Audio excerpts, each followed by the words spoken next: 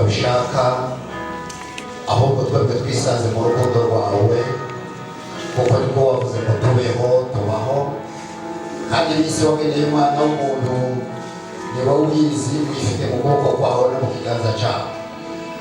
Turagushimiye mwami Imana yacu kuko ari wowe washize uyu mubyeyi muri iyi si, guheza iminsi yo kubaho, guheza n'umunsi wo gutabarwa kugira ngo usanga aho yari avuye. Twebwe tubibonye byaradukanze, ariko kubera ko kuri wowe w'umugore ryacu mwami turaguhimbaje, Mana tukuzamura icyubahiro. Haleluya, haleluya. Abishaye mu gutiza amashi, abantu bose ntibashobora kuba bahagaze, ariko mu gutiza amashi turirimbe 76 mu ndirimbo z'agakiza. Yemwe mwabusho bw'Imana mwe kandi bizo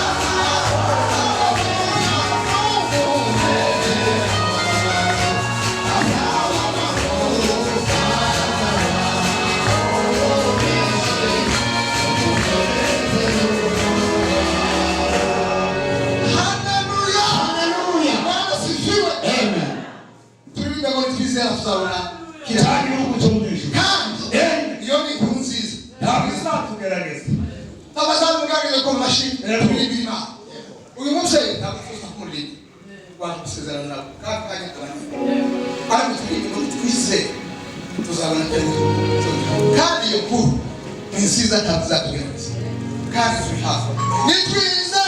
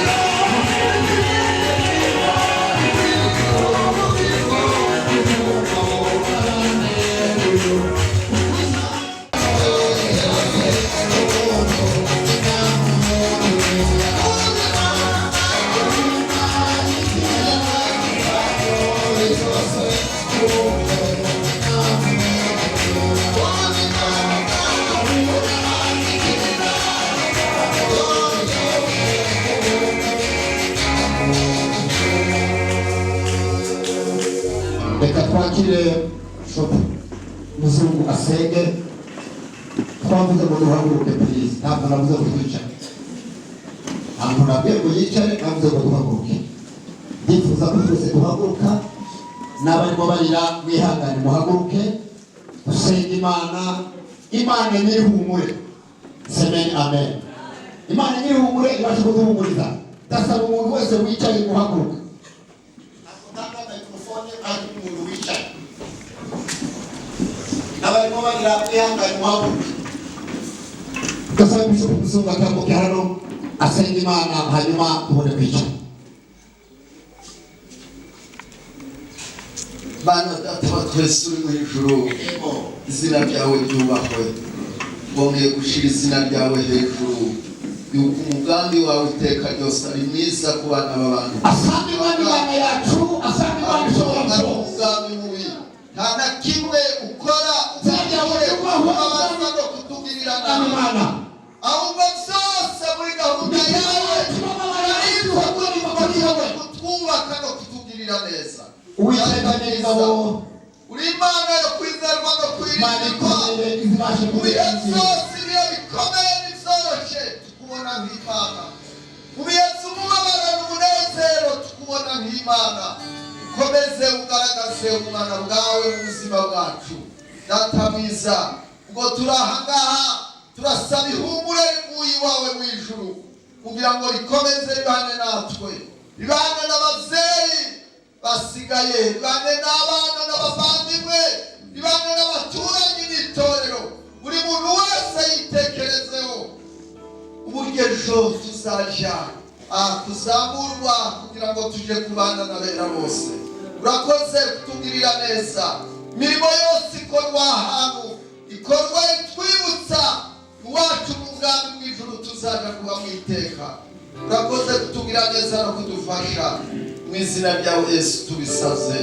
Amen. Amen. Tweke hasi twese. Urakoze cyane.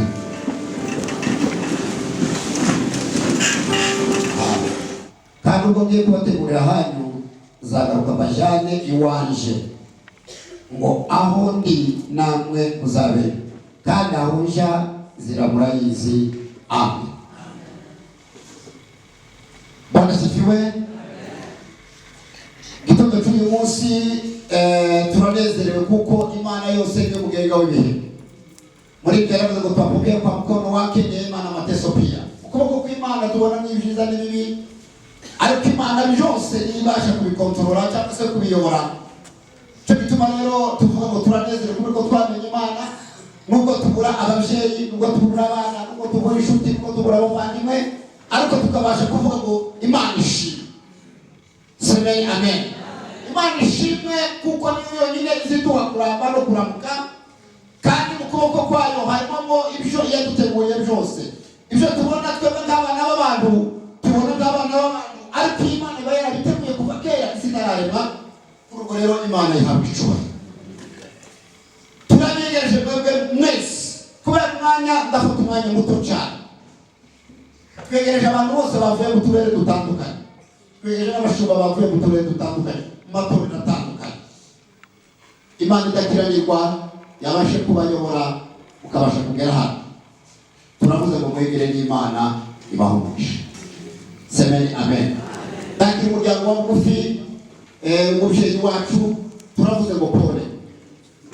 Akindi dushobora kuvuga no kuvuga ngo muhumure kandi mukomere. Nyuma y'icyo ntakindi n'ijambo ry'Imana Pawulo niko yanditse ngo duhumurizanye gukubwirana bene ayo magambo. Nta kindi ni ukuvuga ngo duhumurizanye gukubwirana bene ayo magambo. Ayo magambo rero tuvuze ngo mwihangane kandi mukomere. Abana, ababyeyi, inshuti n'abavandimwe bamukomokaho bose turavuze ngo mukomere kandi Imana ikomeze kuba hafi. Tugatwaye umwanya tujya kuri indirimbo ngo zo kwakira umuvugabutumwa wacu ari we mubyeyi wacu Bishop. Niturangiza bindi bizaba bikomeje. Reka sabe abaririmbyi twari turi kumwe n'abandi muze dufatikanye turirimbe indirimbo imwe tuze kwakira umukozi w'Imana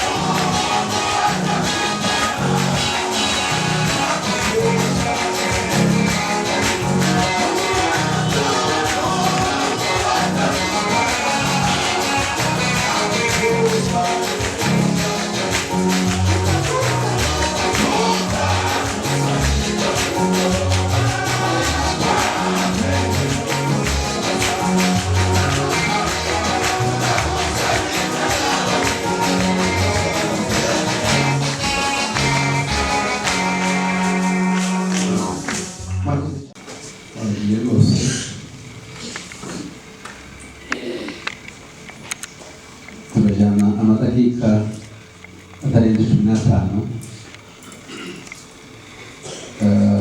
cyangwa se adashyitse mu mwanya w'ijambo ry'Imana. Turakomeza, reka dusange ihumure umuryango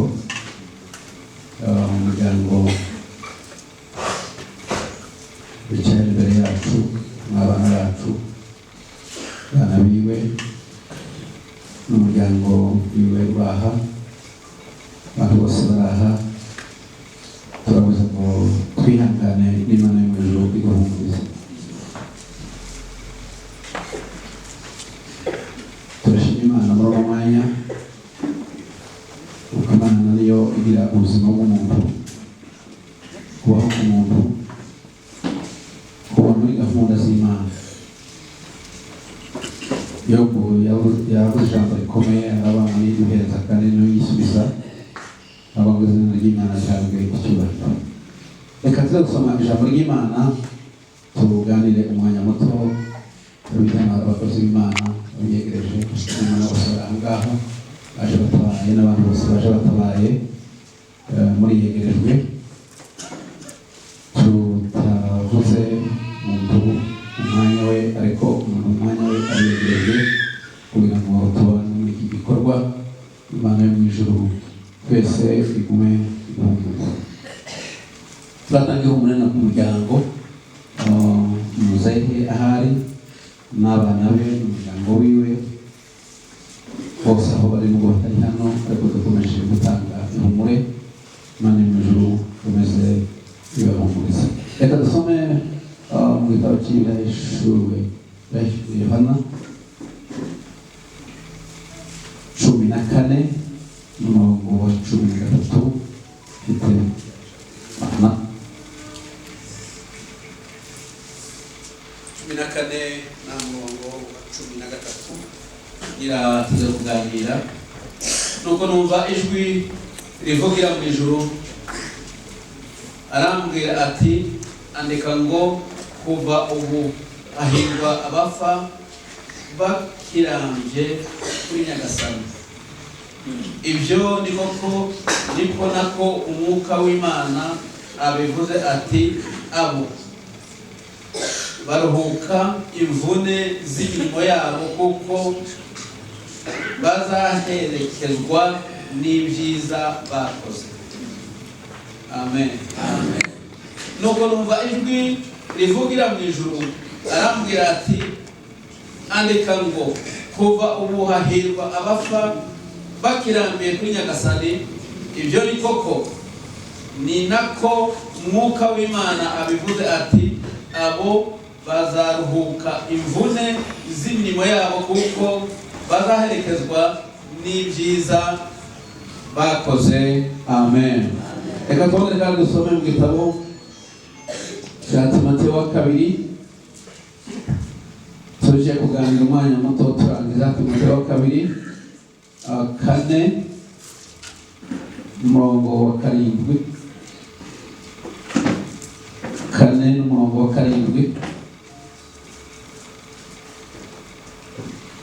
Narwanye intambara nziza, nageze aho dusigarirwa kugera kandi kuri Kristo. Narwanye intambara nziza, nageze aho dusigarirwa kugera kandi Kristo twemera.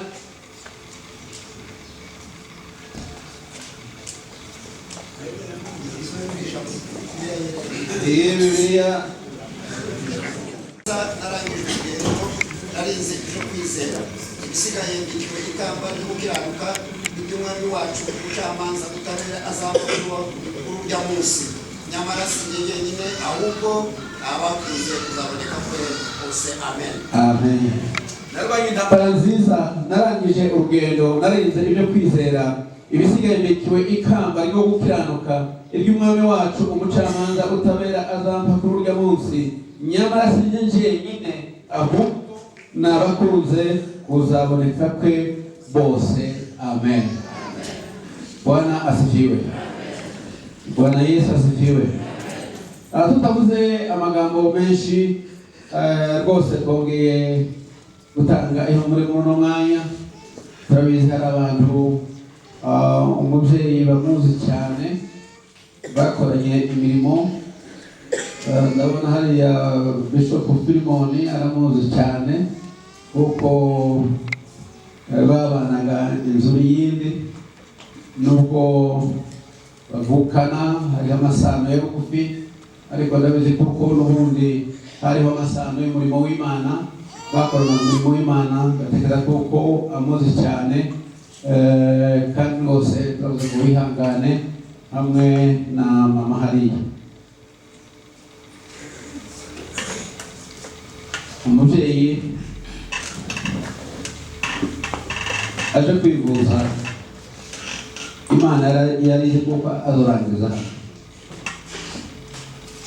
ubuzima bwe bwose uko bwategetswe, gahunda zose Imana yari yaramugeneye, umurongo wose Imana yari yaramuhaye. Wari umurongo ugenda, muzamubona iyo abantu bagira ibintu by'amapu, uburyo imirongo igenda n'uturere tugabanyije, cyangwa se uburyo imihanda igenda, umuhanda uragenda nawe ukagahushyika. Ubwo umuhanda wiwe hano mu isi bari barawucoye, Imana yari yarawucoye, ivuga kuko uzorangirira hano mu gihugu cya Kenya. Nubwo byo bari bimeze bite, ariko byari bikwiye.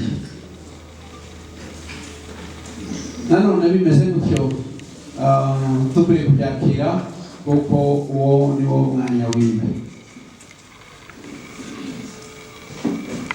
Hari handitse aya magambo akomeye,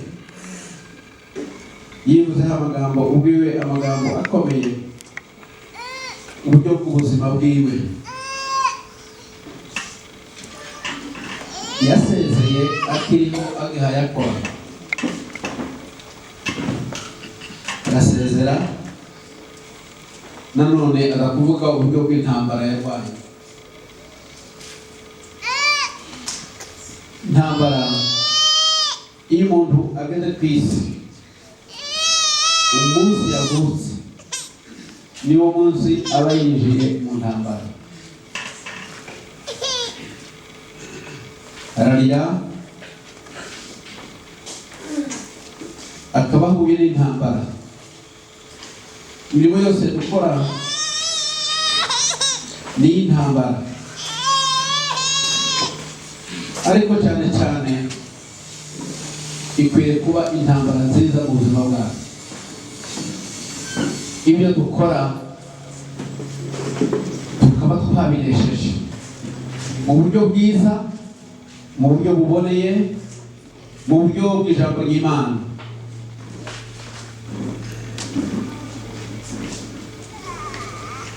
Bwana asifiwe. Bwana Yesu asifiwe. Umwanditsi w'igitabo yumvise ijwi rivuga, ijwi Imana yemera. Marayika wabimwerekaga. Turabizi kuko ibyo dukora byose umuntu wese ajyana n'imirimo yakoze, uko imeze kose, yoba myiza cyangwa yoba mibi. Nicyo gituma mu buzima bwacu dukwiriye guharanira gukorera Imana mu buryo yaduhamagaye, kuko umunsi umwe ibyo dutunze ntituzabijyana, ariko tuzajyana n'ibyo twakoze. Kuko ibyo dukorera Imana nibyo byacu, ibyo dukora nibyo byacu. Bibiliya ijambo ry'Imana rivuga kuko twaje ntacyo dufite, tuzasubiraho ntacyo dufite, ariko icyo tuzajyana n'ibyo twakoreye Imana tukijyana mu isi. Kuko iminsi byacu ni iminsi myiza yo gukorera Imana yaduhaye.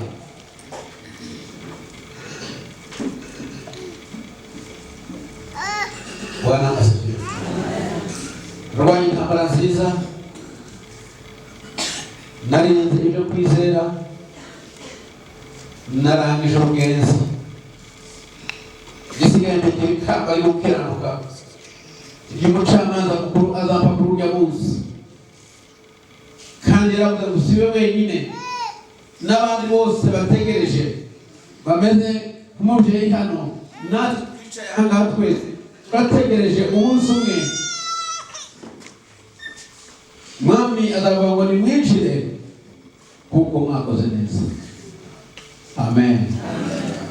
Amen. Azavuga ngo nimwinjire kuko mwakoze neza. Yesu yavuze ijambo rikomeye, yatangira gutanga ingororano.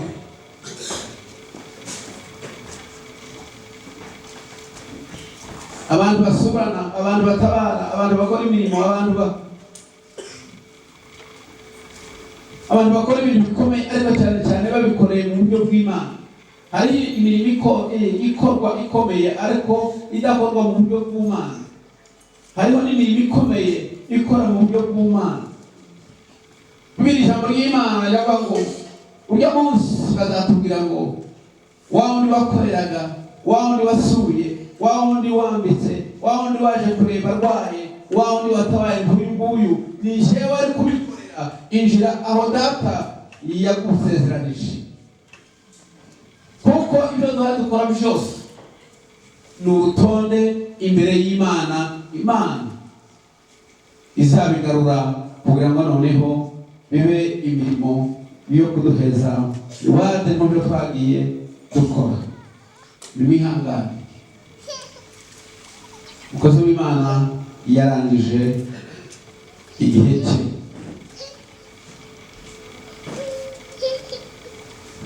Iminsi y'umuntu ntigendera ku bibazo umuntu afite. Turabizi muzehe ni umurwayi, niwe wamurebaga, niwe muzindi ziraharabaho, niwe wari umutunze, ariko si wari umutunze, atunzwe n'Imana. Kandi iminsi yiwe ntiyorinda iminsi ya muzehe. Ubwo muzehe afite ikibazo ngo iyo minsi yiwe irinde, ntibishoboka, kuko iminsi yiwe irangiye tuzakwitaba tugasubira aho twavuye.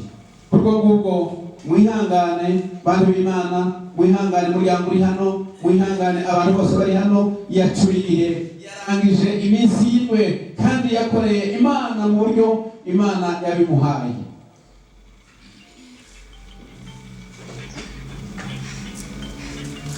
Bwana asifiwe. Bwana asifiwe. Ndabizi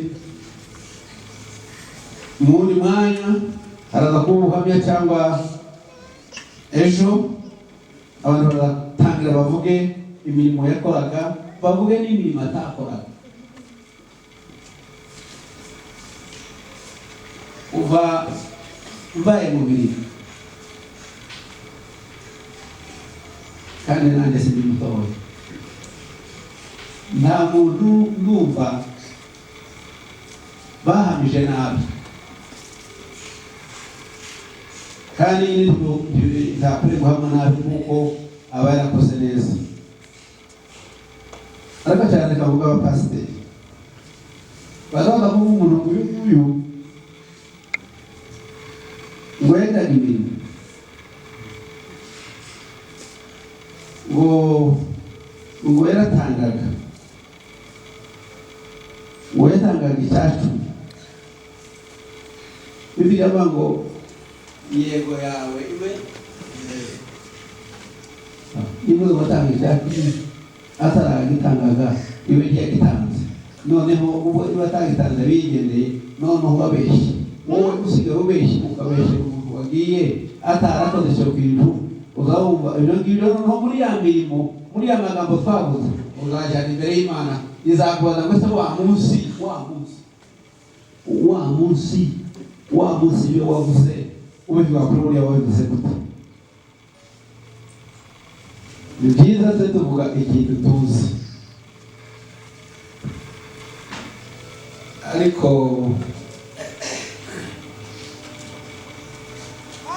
Mswahili yaravuze ngo no wiwe umuntu ngukure kugira ngo amapendekezo, ariko mu bintu by'Imana nta mapendekezo haba. Ubwo ngubwo mwihangane, mukecuru yatabarutse, mukecuru ari ahantu heza, mukecuru akoreye Imana mu gihe ciwe. Uno munsi wa none yadusigiye icyitegererezo kugira ngo natwe dukomeze dukorere Imana. Tubagirira nayo mu kwitorero rye yaravese. Urumva burya umuntu aho yarangirije bakora byinshi kandi batabarya, ndetse banababara cyane kuko ikibazo kiba cyabaye imbere. Tubahaye pole n'umuryango wose. Uyu muzeyi natwe turimo bihangane, isi ni kwimera. Umwanditsi yaravuze ngo umwanzi uza kubohora nyuma n'urupfu, uvuga ngo uracyafite igihe gihagije cyo kubabaza. Cyo gutegeka kwa 2:29 n'umurongo wa 29 y'abantu by'ibanga by'Uwiteka Imana yacu ngo ariko izayishuburizo zacu. Mu rupfu haba harimo ibanga rikomeye ry'Imana, twese tuvuga izo turebesha amaso. Abana b'ababyeyi bacu mu buryo bubiri.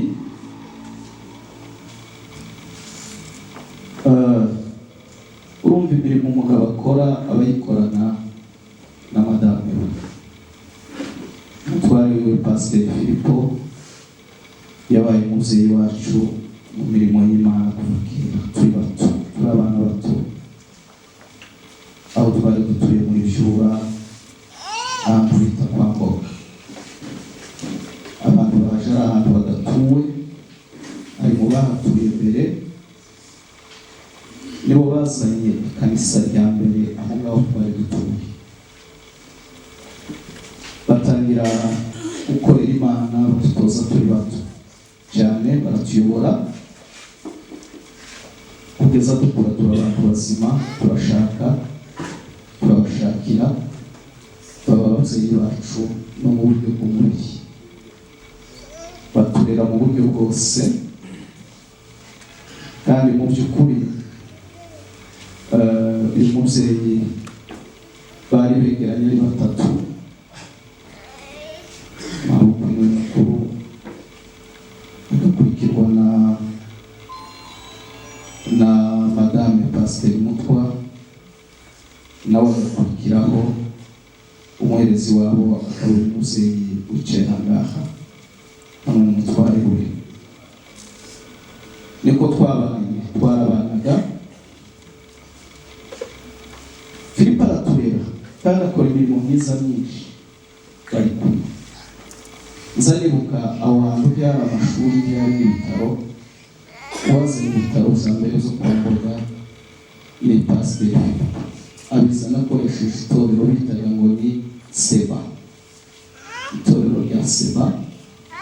Arabizana, ryari riyobowe n'umugabo w'umururamurika Kuji, ngo arizana amashuri ndetse rizana n'ibitaro. Mu buryo bw'igihugu twari dutuyemo kwa Mboga, ni bamwe mu babyeyi bagiriye igihugu akamaro. Amashuri aho ngaho arubaka, abana bariga, abantu bariga, bagiriye igihugu akamaro. Aba mwarimu mbere aratuyobora kugeza twinjira muri huduma mu murimo w'Imana. Tumaze gukura tubaye abantu bazima, nje ku ishuri rya teoloji, abanandikiye rekomandasiyo y'uburyo. Ni mwarimu Filipo ari umutware we, umupasitori na Pasiteri Rwoko gusa. icyo gihe itorero ryari rimaze kubaho ryari itorero rya Sereza, ubu ari ryo ryitwa rya Sereba. Barakora, bakora imirimo myiza, bakora n'imirimo y'abagabo muri Byura. Mvuze mu mwanya wa Byura imirimo ikomeye, imirimo myiza ku muryango bakorera Byura, haba intambara nyinshi z'imanza nk'izo duhoramo, bakora ibishoboka zose. Urumva Byura mu batuye hano bavuye muri Byura tubuze umubyeyi wacu. Mu buryo bwa kizeye ndashima ko yaje kudusezera, kandi nishimiye yuko twamubonye natwe tukagira uruhare rwa nyuma kumurwaza. Cyaduteye agahinda kenshi, twari tuzi yuko nava mu bitaro azaza kurwarira hariya kwa murumuna we hariya Gasarani, tukamwegera cyane bihagije tukamwitaho. Ariko rero Imana yakoze ibyayo, kandi Imana ni imbaraga.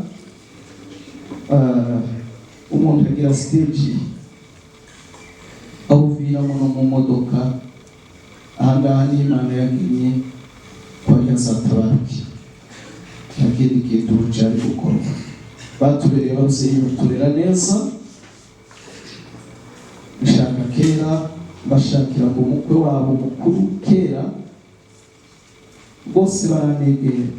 Kandi cyane ababyeyi muzi uburyo ubu mujyi wateje imbere, muzi uburyo umukwe wo mu giturage yafatwaga mu gihe cya kera, baranegera rwose bikomeye. Nari umukwe wabo ababyeyi bose batatu, ababo bari batoya bakiri bato, umuherezi wabo, batubera ababyeyi beza, kandi twari twegeranye duturanye mu muhanda umwe bugufi. Badukoreye ibyo ababyeyi bakorera abantu. Ubundi igisigaye reka nshimira abantu kugira ngo ducunguze uburyo umwete kuko babuze igihe cyihuta. Ndashimira abanyabumoji bose mwegereye ndahayo, mwarakoze cyane, Imana ibamugisha. Ndashimira Bishop umubyeyi wacu, mubazamuye imirimo iyo yatureze mu gakiza, Bishop John. Mu by'ukuri iyo bigeze muri uyu mwanya wo gutabara, tuza tuvuga imirimo y'umuntu agihari.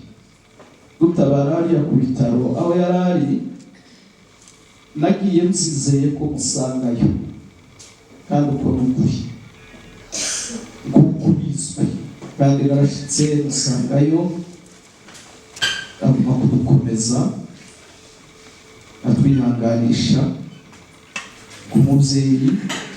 Nta kindi cyari gukora icyo yakoze, hamwe n'abantu ba hano bose b'itorero rya Umoja ngenda yasengeramo. Icyo nicyo nabajije, menye ko mukecuru yarenze ari mu bitaro. Narabajije ngo se ngenda yasengera muri itorero, barambwira ngo asengera muri Harvest. Mbitamenya ko afite ubutabazi bwa mbere bwihuta, kuko ari kumwe na Bishop John. Icyo cyo narakimenye. Atabara henshi hano Nairobi hose, ibyo birazwi. Noneho kaswe umwana bari kumwe, kandi abakozi b'Imana bakoranye. Ndagushimira rwose, Imana igumishe, uzozona ari bwiza. Ndashimira ko twasanze nubwo ari umuryango, urumva natwe abantu bazahumurizanya bose. Nasanze bamuze Gitimbwa, usanga ba Jean-Marie, ba Bernard, basanga Chairman Michael, sinzirimba ari hano. Michael ni umuntu dukunda cyane hano Nairobi, kandi tuba kandi ukora ibintu bikomeye cyane. Narashyizemo amusanze mu by'ukuri, tubona ibyoba dufite abatabazi bakomeye, aza akora ibintu bikomeye cyane. Rumva Gitimbwa na ba Bernard ba nyir'umuntu bari bababaye, twese kimwe twari mu bahumurizwa, bari bahari. ariko ndashimira imirimo myiza Mike aza akora imirimo myiza ikadufasha cyane. Umubyeyi wacu twari tukimukunze, twari tuzi ko tuzamwitaho muri iki gihe cya nyuma, ariko ibintu by'Imana yakoze. Yobu niko yaravuze ngo Uwiteka niwe waduhaye kandi niwe wisubije, aravuga ngo usigaye izina ry'Uwiteka rihabwe icyubahiro. Ubu ngubu yarangije urwe agahinda dufite gusa, kandi icyo dufatikanye. Murakoze, tugiye kubagezaho mu ncamake y'umwirondoro w'umubyeyi wacu, kubera ko afite amateka manini mugari. Ibyo tuvuga ni bike, kubera ko ibyo yakoze ntabwo twazareka mu mpapuro kubikumva. Urwo rero ibyo tuvuga byose ni mu ncamake y'ibyamuranze. Hanyuma umubyeyi wacu yitwaga Nyiramasusu Zera. Ababyeyi be bitwaga yitwaga Biboko Ekodeni. Mama we yitwaga Rakiri Mugombe, akaba yaravukaga mu muryango w'Abanyakarama. Yavutse ku itariki ya mbere y'ukwezi kwa mbere mu mwaka w'1957. Yavukiye aho bita mu Magunda, muri teritwari ya Uvira muri Repubulika Iharanira Demokarasi ya Kongo. Yubatse urugo rwe cyangwa se yashatse mu mwaka w'1975. Yubakanye na Revera Pasiteri Rubenza Nduwayo Philippe. Bubakanye bakiri muri Kongo. Bazaranye abana 8, ariko umwe yaje kubabanziriza yitabye Imana. Abahari ni abana 7, abakobwa 3 n'abahungu 4. Umubare w'abakomokaho bose ni abantu 33. Mu mwaka w'2011 nibwo yimukiye mu gihugu cya Uganda, aho bari batuye hariya Imbarara, kugeza n'ubu arangije ariko bari batuye. Igice cya kabiri cy'ubuzima bwe bwa Kristo, umubyeyi wacu Zera yavukiye mu muryango wa Kristo, aza kubatirizwa mu itorero rya Sepake nanone muri Kongo. Umubyeyi Zera yari umukristo ukora ibikorwa bye byinshi mu buryo bw'ibanga. Ibindi yego byose ntibubikorera mu ibanga, ariko ahanini ibikorwa bye byinshi yabikoraga mu ibanga. Yatangaga amaturo, nanone yatangaga n'ibice byacu, yatangaga irimbuko ndetse n'umuganuro. Ndetse n'aho agereye hariya Barara aho yari atuye, yagiye yeza imyaka ko yari umuhinzi, agafatamo bike muzo yahinze cyangwa se muzo yejeje, akabishira abakozi b'Imana bakabesha umugisha. Ubundi yagiraga amateraniro ya buri mugoroba mu rugo rw'Imana, bari mu materaniro buri mugoroba wose. Ikindi yakundaga Imana, ariko yakundaga n'itorero rye cyane. Yakundaga gufasha abatishoboye, imfubyi n'abapfakazi, ndetse agatanga n'amaturo. Yakoreye Imana imirimo myinshi ahantu hose yagiye aba. Yari umukozi ukora imirimo y'amaboko, ntabwo yari umushaka, yari umuhinzi ubikunda kandi ubishoboye cyane. Muri ubwo buhinzi bwe niho yakuraga ubushobozi cyangwa se ubufasha bwo gutunga umuryango we no gufasha abandi batishoboye, kuko twabivuze. Yari umukristo ukora ibikorwa bye acecetse.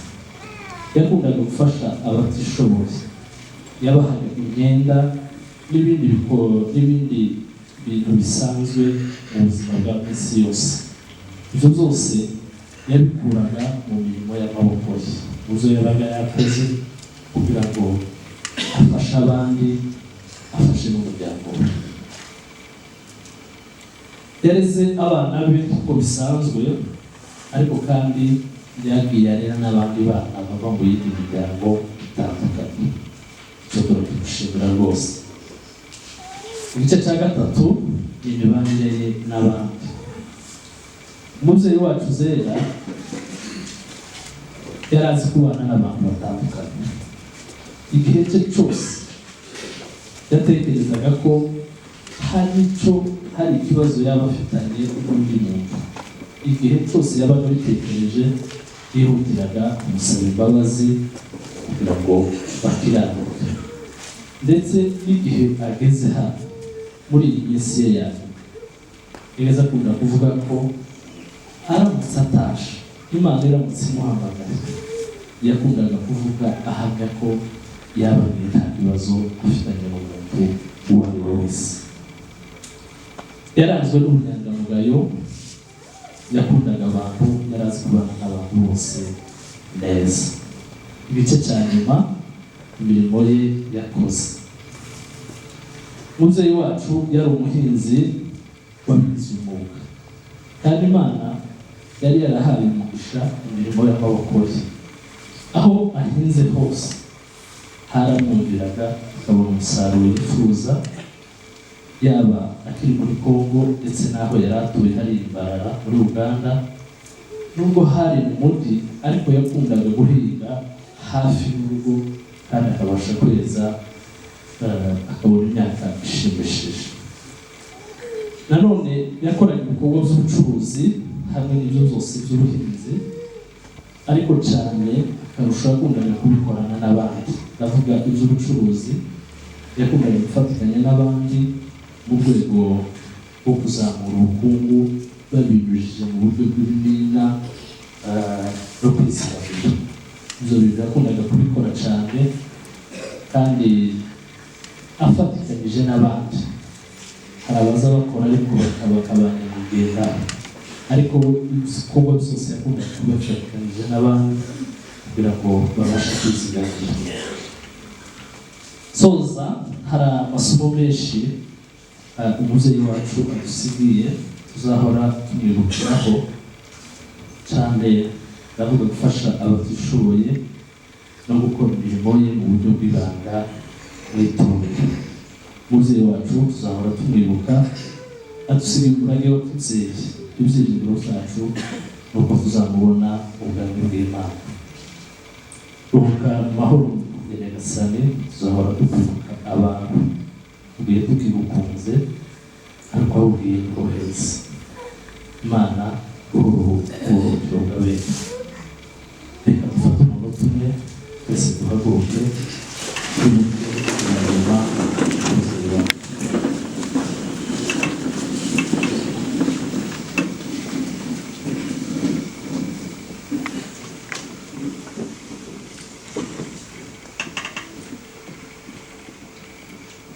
Murakoze.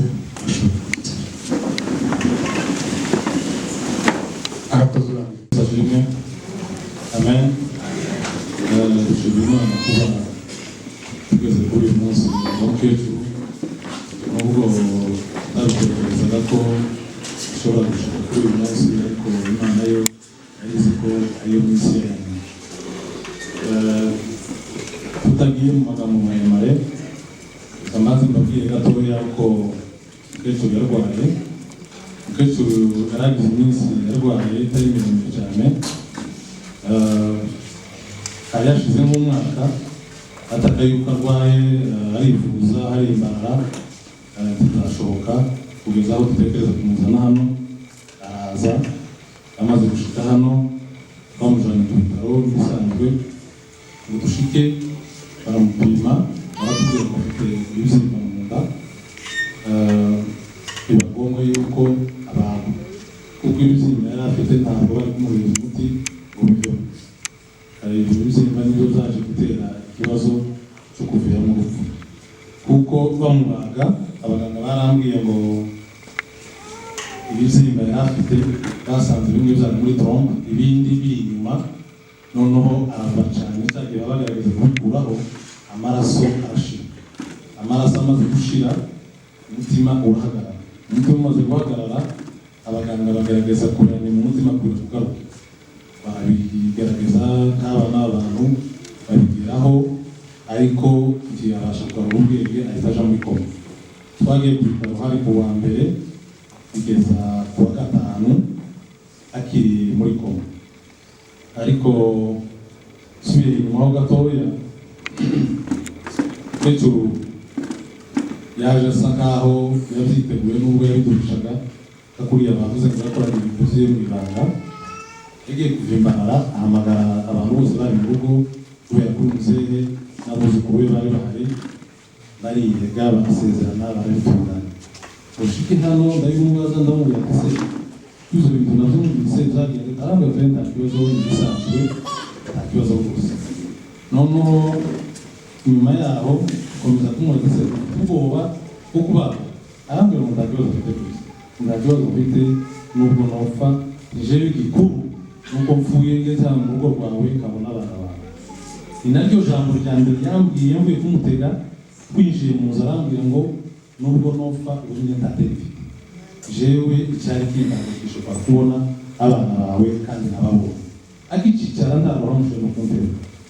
So ndumva umukecuru yaruhutse kandi yadukundaga cyane cyane jewe n'ibyakora inshuti yanjye cyane. Ngishitsa yarambwiye ngo akiriho ngo ntabwo nzakuzima ariko kandi tuzarabaye natangiye kugura ifu muri korona. Ni ukuvuga ngo uburyo bwose umukecuru n'urugazi nyobozi muri byose byimaze. Rimwe nibwo nigeze guhamagara ndamubwira ati se aya mafaranga uzayakura? Arambwira ati wowe tutegereje ngo ngura amafaranga, mfite mukuru wawe mukuru wawe amafaranga, wowe ndabizi ko ufite ubushobozi butangana n'ubwa mukuru wawe, ariko n'izo nkora zozanye araja ubutunge n'urugo rwawe. Twe twakomeje gupanga kenshi cyane tuja kujimana tuzakunda, ariko kuba Imana yaraguteguriye ino nzira ikamucira inzira akaza akagera hano akadusezera, twe twabura kubishima Imana. Ikindi nashimiye Imana nuko nabashije kubona aho umukecuru arangiza kandi ntabwo umutima wo gukomera kamumubona akarangiza neza amahoro turi kumwe kandi kubishima Imana. Kuko bagiye babivuga mu buhamya, umukecuru rwose akunda gusenga. Yasanze njyewe ndasenga ariko rimwe na rimwe ngasigura ubundi sinsenga. Mushike icyo kintu araza arambwira ati nta muntu ubaho utasenga. Aratwigisha kuko izi kose twamaranye nta munsi n'umwe twigiye dusiba gusenga. Arabitubwira rwose wenda nuko bivuga ngo gakondo urwenya, ariko kubesha nabo kuri rutangira bisa n'ibihari rwose. Yakundaga gusenga cyane ku buryo natwe mu rugo iwacu hariya yazize igicaniro cy'amasengesho. Rero ntabwo ufite aho umukecuru yagiye tuzamusanga. Nk'uko umwanya wagiye reka nshimira abantu twagiye dukorana nabo, tumaze kumenya kino kibazo. Umuntu wa mbere twajanye ku bitaro najanye mu muyobozi na Museveni, abo nibo bantu bafashije bwa mbere kugaragaza kuvuza umukecuru, ariko n'umutunzi. Rero ndabashimiye umuyobozi na Museveni kwega zahantana jene n'amagana saa moya gasanga bishukageza saa mbiri kugeza ku wa gatanu umukecuru arangiza. So ndumva icyo kintu umusaza yakoze cyankoze ku mutima cyane, kandi sinaje jenyine uko musore yampamagaraga, uko data yampamagaraga, uko gakunzi yampamagaraga, narababwira ngo ndi kumwe na Bishop, bakambwira turi muri kumwe na Bishop ubundi. Rero umuzeyi wacu turagushimiye ku mirimo wakoze, Imana yo mu ijuru izakureza umugisha. Ikindi cya kabiri ndashimira Bishop Mutunzi n'amadame wiwe, nabo rwose batubaye hafi iyo minsi yose twabaye ku bitaro twarabaye. Ndashimira Mamdogo hano imbere n'umutware wiwe, rwose baritanze kugeza naho bari bakoresha ubutunzi bwabo bagafata imodokari yabo bakaba ariyo bakoresha. Zose ndabashimiye kuzo mwakoze, nubwo ari mukuru wawe wabikoreraga ariko turabizirikana. Ikindi cya kabiri ndashimira Transfer Gitimbwa, naramuhamagaye ndamubwira mu gihe cyose cyabaye, Gitimbwa aranyumva cyane iminsi yose turabana, ndetse rimwe n'abagi wiwe kaza twavaga ku bitaro tukaza tugaca iwiwe tugakora inama. Rwose Gitimbwa yambereye umubyeyi mwiza n'umuryango wiwe na madamu n'abana ndetse na dekorore twarabanye cyane cyane rwose ndabashimiye. Ikindi cya kabiri ndashimira chairman yaradufashije rwose ku buryo tutabitekereza. Twagiye tubana henshi zose dutekereza zose twashaka gukora twagomba guhamagara tukamubaza si bigendeho akatubwira ko ubundi ntaje tujana zose chairman Imana iweze umugisha ko twabanye nabo. Kirenzeho cya chairman niko yavuze ati jewe singarukiraho ndabaherekeza bageze imbere. Rero mwumva ko chairman cyo kintu yakoze ni igikorwa kinini cyane. Ikindi ubwese bamaze kubagwa kuko nababwiye yaravuye amaraso arashira.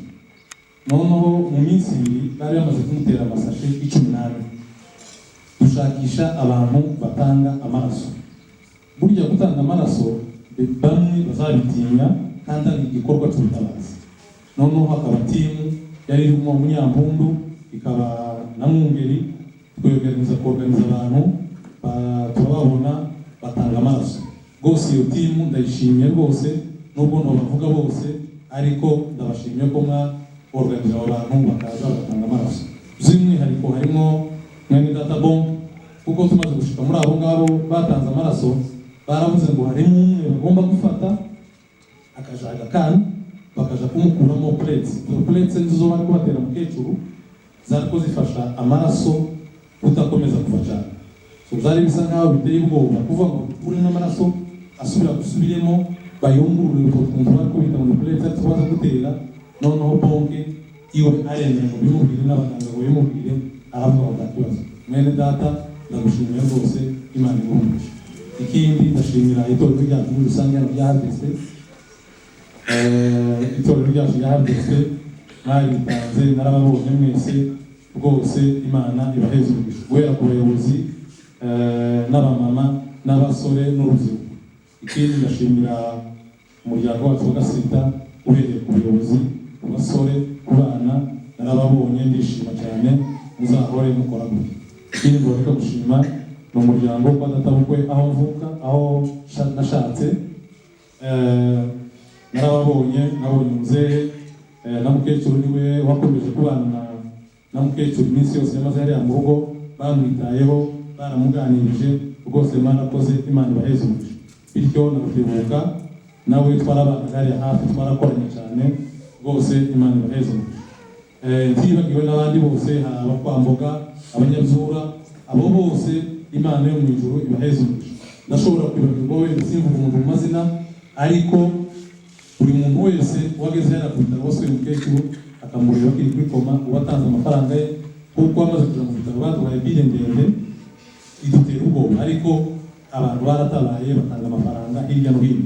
Muri abo ngabo harimo famiye ngiye kuvuga harimo famiye yo kwa Semabarabara Miriam ubwo butumwa uzabushikiriza. Hariyo famiye yo kwa Mutwa Mahirwa arahari.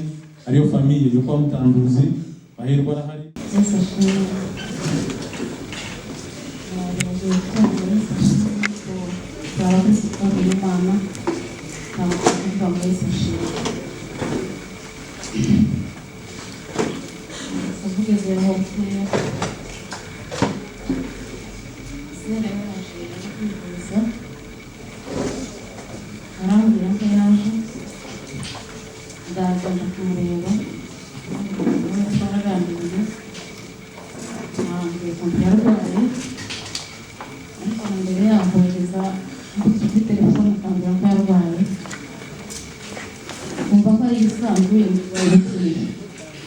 kuko yabwiraga ngo rwaye uzaba umugongo no mu nda kagira ngo wenda ntabwo bikomeye.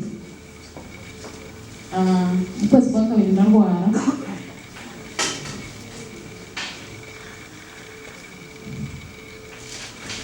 akazinyohereza rwose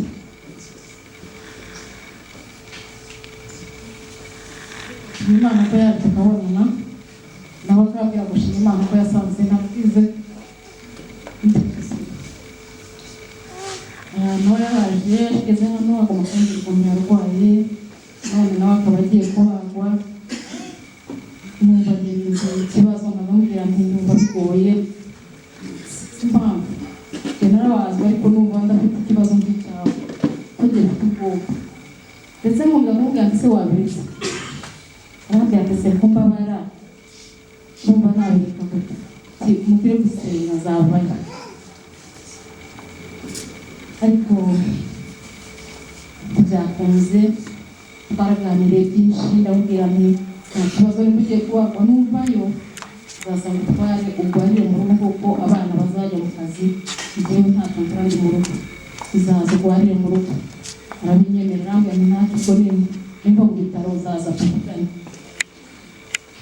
ariko ntabwo byakunze yuko aba mu bitaro ariko ku munsi amujyana kubagwa hari kuwa kabiri hagiye kuba nko saa sita ngira ngo ngenda harampamagara nahise nagiye ku bitaro mbere ko byagenze nahise mbere ndagenda kuva uwo munsi kuwa kabiri kugeza arangije nta munsi nasibye barambwiraga ngo wasibye ukaruhuka tuzaza rero nkumva bitankundira kandi nkavuga ngo nisiyo wenda sinzi nkumva nagenda nanjye yenda kareba ko ari igihindutse kandi ubwo natahaga nagira ngo wenda aravuga ngo cyahindutse nagaruka ngasanga ntibakundi bambaza bakurwanya nkavuga ati nta gihinduka ngiye nasanze uko ameze nari ko ameze ariko ni ukuri ko yari gahunda y'Imana yavuga ati ntabwo baragiye ariko gahunda y'Imana si nk'iy'umuntu nuko byagenze aragenda nk'uko arangiza nari mvuye ngeze mu rugo nari ngeze mu muryango ndi kwinjira nyina arambwira ngo aramuhamagara nyina ngo aramuhamagara agaruke nyina arangije ninjiye gutya mu muryango ndaramuhamagara ndambwira mu morgue ingaruke arambwira ati nta kibazo mu gitondo naragose ndamubona nje numva naramusezeye ku buhagije rero zera icyo namuvugaho zera mu wa gatandatu mwacu njye nkaba wa 12 njye muhereza abatatu nk'abo baragiye zera bari wa 4 ariko zera ni intwari mu muryango wacu cyane zera icyo adashaka aza kugira ngo ikisingishaka nta nubwo azacisha ku ruhande bakubwira ngo wenda ngo abwire zera aza kugira ngo ikisingishaka iki ngiki kiraba uko akaba ari uko yakubwiye uko niko zera arateye bya bindi by'abagore uvuga ngo wagenda bakubwire ku ruhande icyo umubwiye agishaka kugira ngo ugende iyo atagishaka zera akakubwira akakubwira ngo iki ngiki si cyo ubutwari zera yagiraga twarabanye igihe kirekire twagiye muri zone n'umwana w'incuke ngasangayo bakuru banjye batatu twabanye kugeza ubu nyine twese ngo twarabanye neza baramurereye n'umwana wa 4 ndi mutoya ukamuheka ukamugusha ariko narezeho umwana we wa 4 numva ko rero zera ndamuzi niba kubanjye ni nawe nzi na nyina huriye na nyina w'amahirwe abo nibo twabanye cyane abandi twabanye kuko nakuze bose baragiye ariko by'ukuri nshima Imana yuko zagenze bitya ni umuteguro w'Imana ntabwo ari umuteguro w'umuntu twari tuzi yuko azava mu bitaro agataha ariko ntibyakunze nuko byagenze kandi nzi ko azava mu bitaro tukongera tukavugana ariko ntibyakunze rero nshimiye abantu bose badutabaye bimaze kugera bitya numvaga bigoye bari bagenda hayo hano nkabona birakomeye ariko nshima Imana ko hari abantu batwaye hafi baradutabaye mu by'ukuri nageraga ku bitaro ugasanga hari abantu benshi nagera ku bitaro ugasanga hari abandi baje twumva bakomeye ariko isi niko bimeze ikindi zera ari umukristo icyo ndagihamya kuko ari umukristo ubu sinshidikanya kuko zera kagiye mu ijuru zeragiye mu ijuru kandi yarambwiye ngo nimba napfuye nuko bizaba byarateguwe tuzarabibwira arambwira ati nimba mpfuye bizaba byarateguwe muzabyakira rero wowe urumva ko twasezeranye bihagije ukaba mwifurije umusuku wa benshi dushima Imana kuba umunsi mukuru w'amanyarwanda uyu muryango sinari ubuze naho umenye dushingiranye no gushingirana nabo bashingiye abana baragenda arambwira ati ngaba abana turabagusigiye n'abawe ubane nabo. Abana turabana, arababwira ati ntimukaze mwitinya cyane, muri abana banje kimwe n'abo mfite, muzamuza mu munezero tutaramana nabo. Bona ni umuryango watwazina wanasifiwe, kandi uyu muryango yakundaga abana, ni ukuri yakundaga abana. Niwe bageze bagemuriye, kandi ibyo abagemuriye tukabisangira twese. Ibyo abagemuriye ntacyo yabagemuriraga tutabisangiye nabo, yakundaga abana. Ariko nkabashimye Imana yuko Imana yamuhamagaye yabonye abuzukuru. Icyo nicyo kandi nawe ntabwo ni kacyo cyamuzanye kureba abuzukuru biwe n'abana babaseze. Uyu mubiri tatari wishima n'umubiri, kandi tukazutekereza ngo poroje ngo ndagira kugendagira, ahubwo uzutekereza hawe hejuru ubuzima bwawe kuja mu ijuru. Yaraje arambwira ati ni ukuri warakoze kubana n'abana bakabyara gatatu wayobera. None ibyo mfite jewe binze gusa mube mu gitabo, abana naje ndabajana ubampeze ize kureba, kandi ndabagusaba simbajana nk'abana, ndabagusaba ubampeze naje banze ngende bicara nabo. Uyo ni wari umugambi wiwe, yayarambiwe kwaba mu bitaro bajana abana biwe n'umukazana wiwe bose babajana. Ariko siko Imana yakoze. Uyu mubyeyi yari umubyeyi utujije, nageze musanga hariya tukaganira nawe, yari umubyeyi utujije kandi yari imfura, yari umukecuru wa kera. Umureba naho namuboneye uyu dusanga nuko yambaye igitambara koni, ukavuga ngo uyu mukecuru yararezwe n'imfura, yari azi gufunga igitambara mu babyeyi. Iwe muntu nawe yafunga igitambara nk'abakera. Ndareba bari hano ni ukuri ntawufunga igitambara kuko uyu yambaye igitambara. Ariko uyu mubyeyi niko Imana yabikoze, ntabwo twobi. Nkaba nshimiye, mureke nshimira abantu ndi kurondogora, nshimiye abana banje. Umunsi twagiye ku ntabwe ko yabaza naraje ndabishaza n'abarutima abana umutwe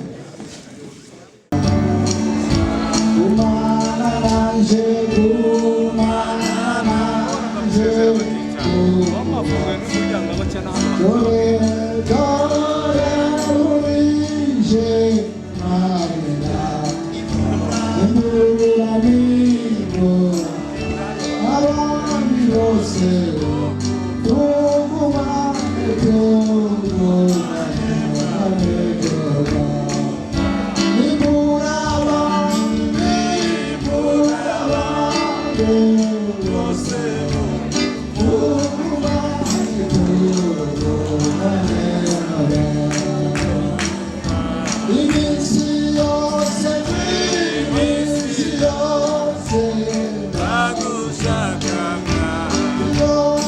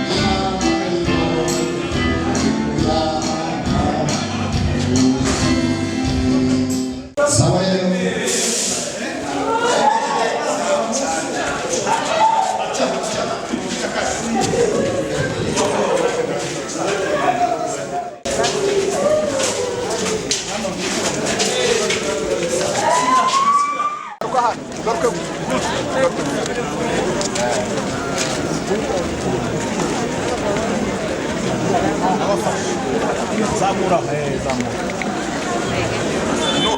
uramanza ufite mu rugo nenda gusubira